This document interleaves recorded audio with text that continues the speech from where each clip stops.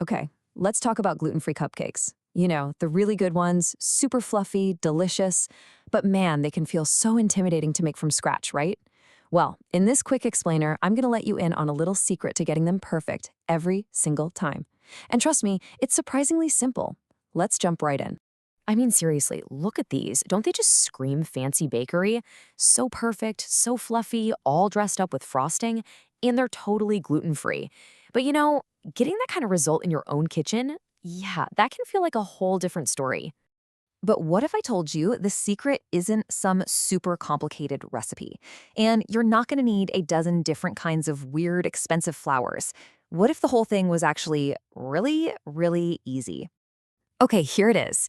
This is the secret weapon. It's the gluten-free cake mix from Kooben Café. This little package right here does all the hard work for you. All the complicated stuff? Done. All you need to bring to the party are a few super basic things you probably already have. So here's what you'll need. First, obviously, 1 pack of the K'ooben Café mix, then 3 eggs, 3/4 of a cup of vegetable oil, and 1 cup of milk. And honestly, use whatever milk you like. The vanilla extract is optional, but why not? I think it really kicks the flavor up a notch. But that's it. That's the whole list. Simple, right? All right, so we've got our ingredients. Now for the fun part. Let's turn this stuff into actual magic. You're about to see just how ridiculously easy this is. I mean, it's practically foolproof. So here's the game plan. Super simple. We're gonna preheat the oven, throw all the ingredients together, give it a quick mix, and then bake and cool. 4 easy steps to cupcake heaven. First things first, and this is super important, don't skip this part. Go ahead and preheat your oven to 350 Fahrenheit, that's 180 Celsius.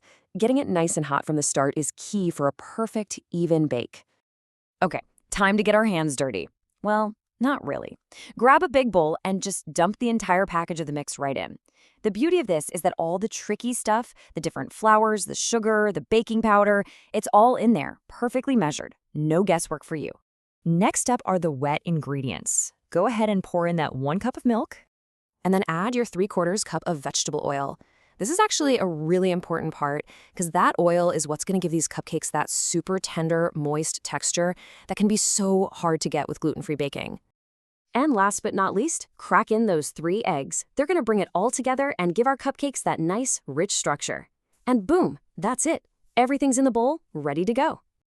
And you know what the best part is? You only need to mix this for 2 minutes. Yep, just 2 minutes. No need to worry about overmixing or undermixing or any of that.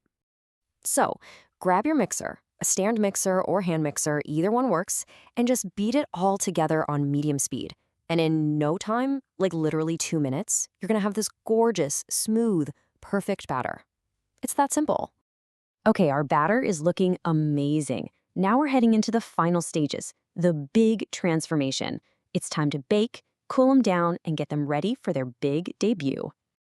Okay, so you're gonna wanna fill your cupcake liners about 2/3 of the way full. You need to leave a little room for them to puff up and get that perfect dome shape. Otherwise, they'll spill over. Once they're filled, into that hot oven they go for about 25 minutes. And, oh, here we go. This is the magic moment right when they come out of the oven. Just look at that. They've puffed up so beautifully. They're golden brown. Oh, and I wish you could smell my kitchen right now. It is absolutely incredible. All right, now for what might be the hardest part. You have to be patient. I know it's tough, but you've got to let them cool down. So let them sit in the pan for about 10 minutes and then move them over to a wire rack to cool down completely. Seriously, trust me on this one. If you try to frost a warm cupcake, you're just going to have a soupy, melted mess on your hands. But once they are totally, completely cool, well, it's time for the best part, the delicious payoff. This is where you get to have fun and let your creativity take over. And look at that. We go from that beautiful plain cupcake to a little work of art. You can do anything here. Slather on some chocolate frosting, pipe on something pink and pretty. The sky is the limit. So, there you have it. We started with a super simple box of mix and just a few ingredients, and look what we ended up with. These are honestly bakery-level, gorgeous gluten-free cupcakes. It just goes to show you baking amazing things doesn't have to be complicated at all. So now that you've seen just how easy this is, there's really only one question left to ask yourself. What are you going to do for frosting? Have fun with it and happy baking.